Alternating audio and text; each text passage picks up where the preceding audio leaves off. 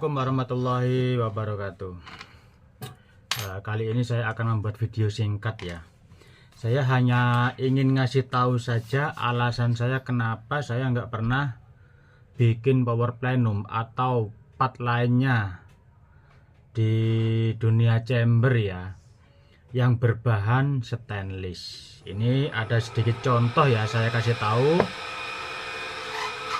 Kembali lagi saya tidak menjelekkan ya, karena banyak sih chamber-chamber yang menggunakan tutup valve ataupun setelan hammer ataupun yang lainnya yang berhubungan dengan drat ya, itu yang berbahan stainless.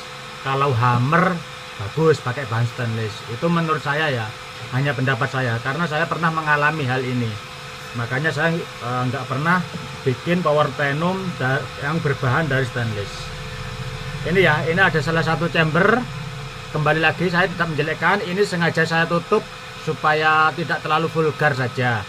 Jadi banyak chamber yang menggunakan tutup ataupun setelan hammer ataupun power plenum ataupun tutup valve ya yang berbahan stainless. Jadi ini tutupnya berbahan stainless ya. Dan ini walaupun extension agak panjang, ini agak saya tutup agak panjang, dia volumenya juga nggak bakal bisa maksimal. Kelihatan nggak ya? Nggak kelihatan ya, ya contoh lah, ini nggak bisa maksimal walaupun agak panjang. Ini panjangnya sekitar 6 cm, ini agak saya tutup ya.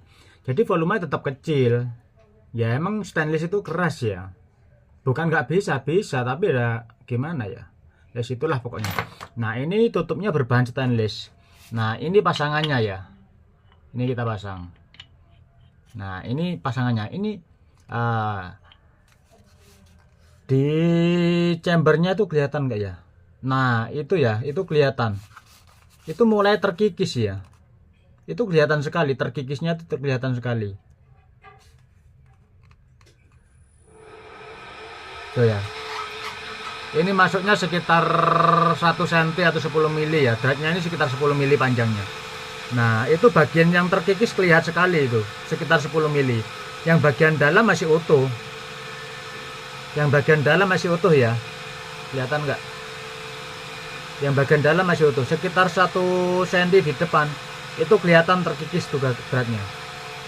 Nah itulah alasan saya kenapa saya nggak bikin power plenum ataupun extension berbahan stainless. Ini sering terjadi dol karena beda bahan, ini lebih keras, ini dural. Ketika kita sering bongkar pasang, dia ngikis di situ. Ini setelan hammernya ya, itu setelan hammernya juga lebih parah itu tuh ya. Nah itu setelan hammernya lebih parah.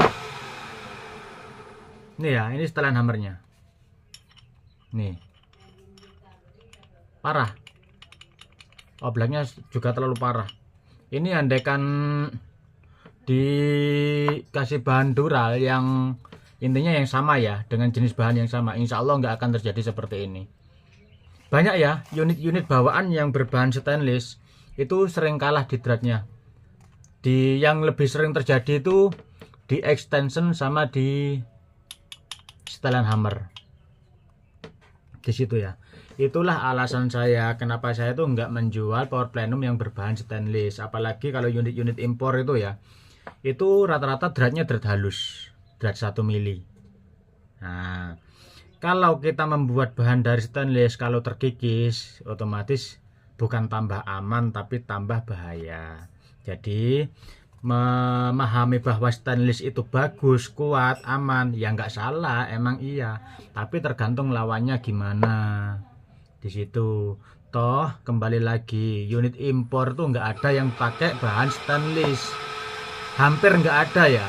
Kecuali dalaman yang sifatnya nggak ada drat yang polos, misal hammer atau as dan lain-lain pakai bahan stainless, itu bagus karena dia sifatnya lebih licin.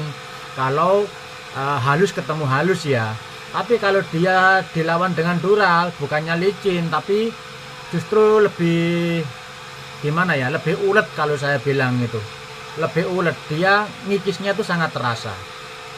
Nah di situ ya alasan saya.